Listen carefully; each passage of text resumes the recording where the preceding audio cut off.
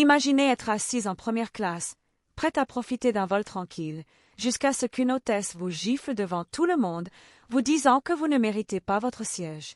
Mais ce que personne ne sait, c'est que cette passagère est la mère d'un entrepreneur puissant capable de ruiner la carrière de l'hôtesse en un instant. Une histoire de fierté, d'erreur et de rédemption qui vous tiendra en haleine jusqu'au dernier chapitre. Abonnez-vous maintenant pour suivre l'histoire complète et découvrir comment un geste impulsif peut tout changer et comment une leçon de vie peut naître d'un seul moment. Le terminal de l'aéroport international de Lagos bourdonnait d'activité. Les voyageurs se précipitaient entre les comptoirs, tirant des valises à roulettes et consultant nerveusement leur téléphone. Parmi eux, Clara, jeune hôtesse d'air à l'allure impeccable, marchait avec assurance dans l'allée de la première classe. Son uniforme parfaitement ajusté soulignait son sérieux et son ambition. Aujourd'hui, elle avait été assignée à un vol très important, transportant des passagers de prestige, et chaque détail devait être parfait. Clara jeta un coup d'œil à sa montre, le vol décollait dans moins d'une heure. Ses pensées se mêlaient entre checklist, instructions de sécurité et une fatigue accumulée après une semaine éprouvante. Elle respirait profondément, essayant de garder son calme, lorsqu'une vieille femme noire, Madame Diallo, apparut devant le comptoir de première classe. Sa démarche était lente mais digne. Elle tenait un billet à la main, qu'elle présenta avec un sourire poli. « Bonjour, je souhaite m'installer en première classe, s'il vous plaît. » Clara prit le billet et l'examina rapidement. Quelque chose dans le visage de Madame Diallo déclencha en elle une réaction irrationnelle. Peut-être était-ce la fatigue, peut-être ses propres préjugés subconscients. Une pensée impulsive traversa son esprit. Cette femme ne semble pas correspondre au profil de la première classe. Elle fit un pas en avant, avec un sourire crispé. « Madame, je suis désolée, mais vous devriez peut-être vérifier votre billet. La première classe est réservée aux passagers VIP. » Madame Diallo, avec calme et politesse, tendit de nouveau son billet. « Je vous assure que mon billet est correct. Première classe, numéro 2A. » Clara sentit son irritation monter. Les passagers autour commençaient à remarquer la tension. Certains chuchotaient, d'autres détournaient le regard, inconfortables. La fatigue et l'arrogance de Clara fusionnaient avec ses préjugés latents. Pour elle, ce détail administratif devenait un affront personnel. « Écoutez, madame, ce n'est pas que je doute de vous, mais vous n'avez pas l'air. » Clara s'interrompit, réalisant que ces mots étaient déjà blessants, mais elle ne pouvait plus reculer. Madame Diallo la regarda droit dans les yeux, impassible, et reprit calmement. « Mon billet est valide. Vous avez juste à faire votre travail. » Le temps sembla se figer. Les passagers retenaient leur souffle. Clara, submergée par l'émotion et la pression du moment, fit un geste irréfléchi. L'air dans le terminal semblait soudain plus lourd. Les passagers autour du comptoir de première classe avaient arrêté leur mouvement, comme figés par l'électricité de la scène qui se déroulait. Clara, le visage tendu, fixa Madame Diallo avec un mélange de colère et de confusion. « Écoutez-moi bien, » lança Clara, sa voix trahissant une nervosité qu'elle tentait de cacher. « Vous ne pouvez pas simplement vous asseoir là comme si c'était votre droit. » Madame Diallo répondit calmement, sans élever la voix. « Mon billet est valide. C'est tout ce que j'ai à dire. » Ce ton tranquille, cette dignité implacable, cela irrita Clara encore davantage. Les yeux des passagers la fixaient maintenant, certains avec étonnement, d'autres avec désapprobation. Quelques murmures s'élevaient. « Qu'est-ce qui se passe? Oh mon Dieu, elle va vraiment faire ça? » Clara sentit sa colère bouillonner. Elle était convaincue que cette vieille femme essayait de forcer le système et que c'était une attaque personnelle contre elle. Dans un moment d'impulsivité totale, sans réfléchir aux conséquences, Clara leva la main et gifla Madame Diallo. Le bruit s'écrésonna dans le hall, suivi d'un silence choqué. Madame Diallo recula légèrement, son visage impassible mais ses yeux noirs étincelants de surprise et de dignité blessée. Les passagers autour eurent des réactions immédiates. Certains furent horrifiés, d'autres murmurèrent avec colère ou indignation. Clara, frappée par ce qu'elle venait de faire, réalisa seulement à cet instant l'ampleur de son geste. « Mais, vous, » commença Madame Diallo, sa voix calme et ferme, « vous ne savez pas avec qui vous parlez. » Les mots, simples mais lourds de sens, frappèrent Clara comme une douche froide. Son esprit tenta de rationaliser, mais elle savait que quelque chose venait de basculer. Le billet de Madame Diallo était correct. Le pouvoir de Clara en tant qu'hôtesse d'air venait de se transformer en humiliation publique. L'avion était prêt à décoller. Clara sentit ses mains trembler légèrement en guidant Madame Diallo vers son siège. La vieille femme resta droite, le regard froid et pénétrant. Les murmures des passagers continuaient. Certains exprimaient de la pitié pour Madame Diallo, d'autres de la colère contre Clara. Au fond d'elle-même, Clara commençait à comprendre que ce geste irréfléchi pourrait lui coûter très cher, mais elle n'avait pas encore idée de l'ampleur du désastre à venir. L'avion s'éleva dans le ciel, mais l'atmosphère à bord était loin d'être paisible. Les passagers de première classe échangeaient des regards inquiets, certains chuchotant à voix basse tandis que d'autres fixaient Clara, mal à l'aise. L'incident avec Madame Diallo était sur toutes les lèvres, même si personne n'osait intervenir directement. Clara, assise dans son poste de travail, tentait de reprendre contenance. Ses mains tremblaient légèrement en ajustant les couvertures et les serviettes, alors qu'elle essayait de faire bonne figure devant les autres passagers. Chaque mouvement de Madame Diallo, chaque respiration calme et mesurée, semblait la juger silencieusement. « Pourquoi ai-je fait ça ?» pensa Clara, le remords se mêlant à la peur. Elle jeta un coup d'œil autour d'elle. Certains passagers tapaient discrètement sur leur téléphone, probablement pour signaler l'incident sur les réseaux sociaux. D'autres murmuraient. « Vous avez vu ce qui s'est passé ?» Incroyable, en pleine première classe. Le poids de l'erreur de Clara devenait tangible. Elle sentit un froid glacial lorsqu'elle entendit un passager murmurer. Et si cette femme avait des relations importantes? À ce moment-là, Madame Diallo se leva doucement pour s'installer à son siège, sans un mot de reproche. Mais son regard, fixe et profond, semblait contenir un avertissement. Elle n'avait pas dit son dernier mot. Clara sentit alors son téléphone vibrer dans sa poche. Un message de son superviseur. « Clara, rendez-vous à l'arrivée pour un rapport sur l'incident. » Le cœur de Clara s'emballa. Elle comprit que ce geste impulsif ne resterait pas isolé. Elle tentait de se rassurer, se répétant que tout pourrait être résolu avec des excuses, mais au fond, elle sentait que quelque chose de grave se préparait. Dans les minutes qui suivirent, elle remarqua un détail qui la fit frissonner. Plusieurs passagers prenaient discrètement des photos ou filmaient la scène de l'altercation. Clara comprit que cet incident allait s'étendre bien au-delà de ce vol, et elle ne savait pas encore que la fille de Madame Diallo était une personnalité influente, capable de bouleverser sa vie professionnelle. L'avion continuait sa route, mais pour Clara, chaque nuage à l'extérieur semblait être une ombre de plus sur son avenir incertain. Elle devait faire face à la réalité. Ce geste irréfléchi avait déclenché une tempête qu'elle ne pouvait contrôler. L'avion atterrit enfin, mais pour Clara, la descente fut plus angoissante que le vol. Chaque pas vers la sortie du terminal était marqué par un mélange d'anticipation et de panique. Les murmures des passagers résonnaient encore dans sa tête. Elle savait que son geste impulsif avait dépassé les limites, et elle pressentait que les répercussions seraient immédiates. Alors qu'elle guidait les passagers vers la sortie, elle vit Madame Diallo s'éloigner calmement, suivie par un jeune homme élégant, vêtu d'un costume sur mesure. Son regard autoritaire et confiant ne laissait aucun doute, il était quelqu'un d'important. Clara sentit son cœur se serrer lorsqu'une hôtesse lui murmura à l'oreille. « Vous savez qui c'est? C'est Mamadou Diallo, le fils de cette dame. Il est l'un des entrepreneurs les plus influents du pays. Sa société est partenaire de notre compagnie. » Clara sentit ses jambes fléchir légèrement. Elle comprit soudain l'ampleur de son erreur. Elle avait agressé la mère d'un homme capable de ruiner sa carrière en un clin d'œil. La panique monta en elle. Chaque pas de Mamadou Diallo vers elle semblait calculé, mesuré, mais chargé d'une autorité silencieuse. Dans le bureau de la compagnie aérienne, Clara fut convoquée par son supérieur immédiat. L'air était lourd, chaque mot pesant sur sa conscience. « Clara, nous avons reçu plusieurs rapports et témoignages de passagers concernant l'incident avec Madame Diallo. » Clara tenta de répondre, sa voix tremblante. « Je suis désolée, c'était... » Mais avant qu'elle ne puisse terminer, un message arriva. Mamadou Diallo était présent dans le bureau pour discuter personnellement de l'incident. Clara sentit son estomac se nouer. Elle savait que ses excuses, si sincères soient-elles, pourraient ne jamais suffire.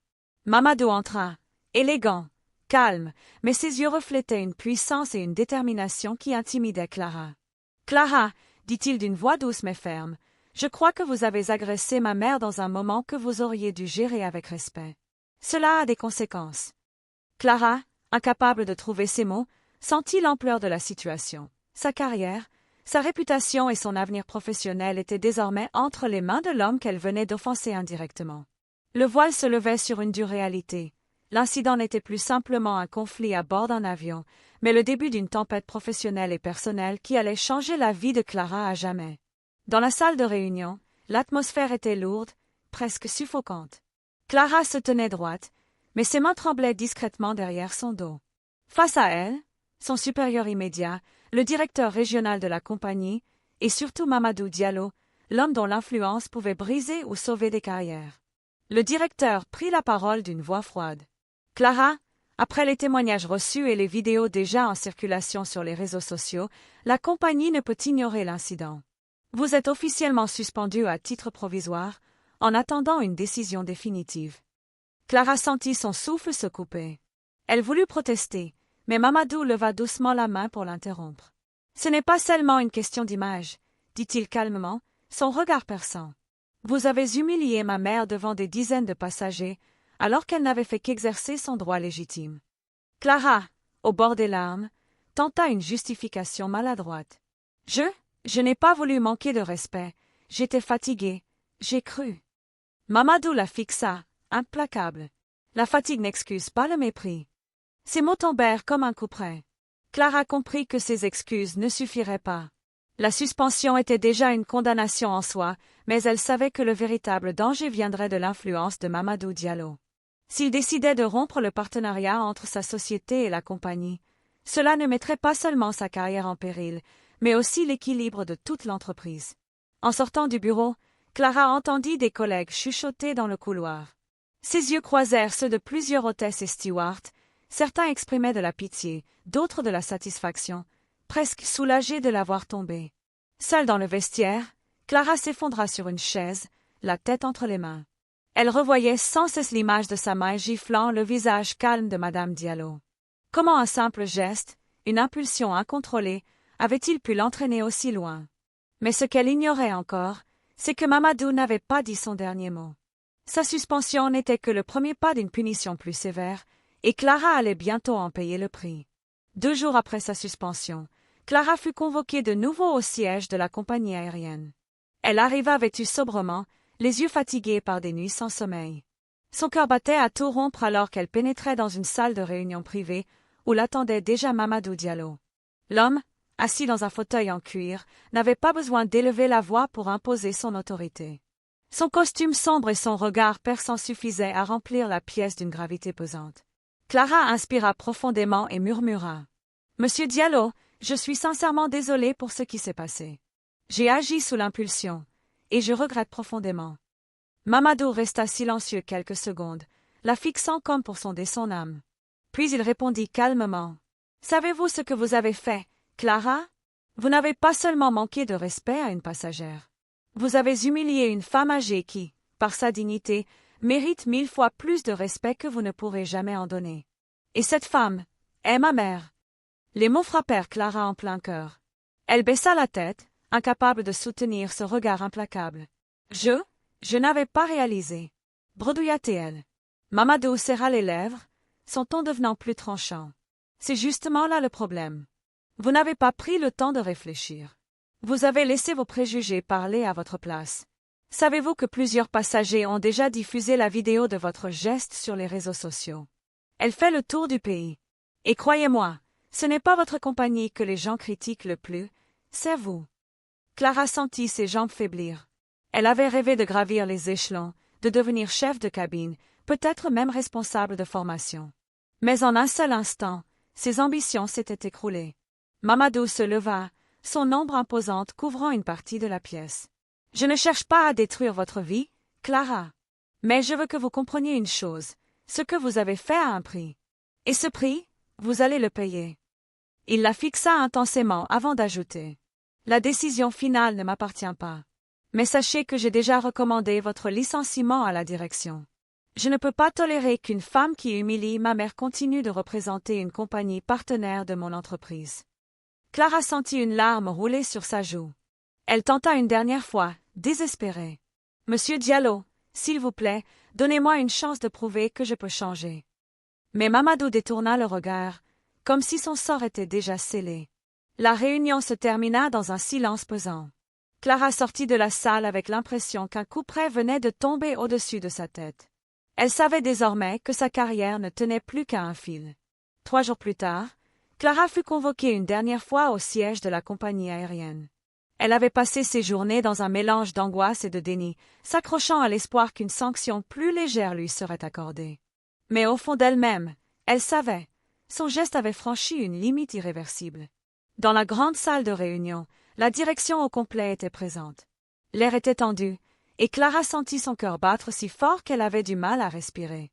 Le directeur général prit la parole d'une voix ferme mais mesurée. « Mademoiselle Clara, après avoir examiné attentivement les témoignages, les vidéos de passagers et les rapports internes, la compagnie a décidé de mettre fin à votre contrat de façon définitive. Votre comportement est jugé incompatible avec nos valeurs et notre image. » Le verdict tomba comme une pierre dans son ventre. Clara sentit ses jambes vaciller. Elle avait travaillé des années pour obtenir ce poste, sacrifiant sa jeunesse, ses week-ends, ses rêves personnels. Et en un instant, tout s'effondrait. Mamadou Diallo, assis parmi les observateurs, la fixait sans haine mais sans indulgence. Sa présence rappelait à Clara que son geste n'avait pas seulement été une erreur professionnelle, mais une blessure morale infligée à une famille entière. Clara tenta de parler, sa voix brisée. « Je comprends. Mais s'il vous plaît, je vous demande pardon. Je n'ai jamais voulu humilier qui que ce soit. » Le directeur reprit, plus dur cette fois. « Ce n'est plus une question de vouloir ou non. Vos actes parlent d'eux-mêmes. Vous porterez cette responsabilité. » Clara sentit les regards peser sur elle. Elle savait que son nom était désormais entaché, que les compagnies aériennes hésiteraient à jamais à l'embaucher de nouveau. En sortant du siège, elle aperçut par hasard Madame Diallo, debout près de la sortie. La vieille femme la regarda sans colère, mais avec une dignité silencieuse. Elle ne dit qu'une seule phrase, d'une voix douce mais ferme. « Je ne t'en veux pas, mais la vie t'enseignera ce que tu as refusé d'apprendre aujourd'hui. » Ces mots transpercèrent Clara bien plus que la sanction officielle. Elle comprit que le véritable jugement n'était pas seulement la perte de son emploi, mais la leçon de respect et d'humilité qu'elle avait ignorée trop longtemps. Elle s'éloigna, brisée, songeant que sa gifle n'avait pas seulement marqué le visage d'une vieille femme, mais aussi détruit sa propre carrière et terni son avenir. Quelques semaines avaient passé depuis le licenciement de Clara. Les jours semblaient interminables, marqués par le silence et la solitude. Elle avait quitté la compagnie, ses ambitions professionnelles brisées, et chaque pas dans la rue lui rappelait son erreur fatale. Pourtant, au milieu de cette chute, une petite étincelle de réflexion avait germé. Clara comprit que sa carrière perdue n'était pas seulement une conséquence de son geste, mais le résultat de préjugés et d'impulsivité qu'elle devait corriger en elle-même. Elle décida de suivre une formation sur la diversité, l'inclusion et le respect dans le milieu professionnel, s'ouvrant à des perspectives qu'elle avait ignorées jusqu'alors. Chaque session lui rappelait l'importance de la dignité humaine, de l'empathie et de la patience. Clara commençait à comprendre que la vraie compétence ne résidait pas dans la perfection d'un uniforme ou la rigueur d'un service, mais dans la manière dont on traite les autres, quel que soit leur âge, leur apparence ou leur statut social.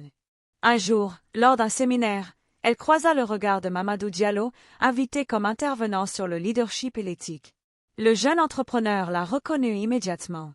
Clara s'inclina respectueusement, et Mamadou, après un instant de silence, lui offrit un léger sourire. « Je vois que vous avez compris certaines choses, » dit-il simplement. Clara sentit un poids se lever de ses épaules. Bien qu'elle n'ait pas retrouvé son emploi, elle avait gagné la compréhension de ses erreurs et la possibilité de reconstruire sa vie sur de nouvelles bases. Elle décida de se concentrer sur des projets où l'humilité et le respect seraient ses piliers, loin des ambitions aveuglées par la vanité. Quant à Madame Diallo, Clara n'eut plus jamais l'occasion de la revoir, mais la leçon que la vieille femme lui avait enseignée restait gravée en elle, la dignité et le respect ne se marchent jamais dessus sans conséquence. Clara marcha dans la ville avec une nouvelle détermination. Chaque pas était un rappel que la rédemption commence par la conscience de ses fautes et la volonté de changer. Elle avait perdu beaucoup, mais elle avait enfin appris ce que sa carrière seule ne lui aurait jamais enseigné, le vrai pouvoir réside dans l'empathie, l'humilité et le respect des autres. L'histoire se terminait ainsi, dramatique mais porteuse d'espoir, montrant qu'une erreur, même grave, peut devenir une leçon de vie et un chemin vers la transformation personnelle.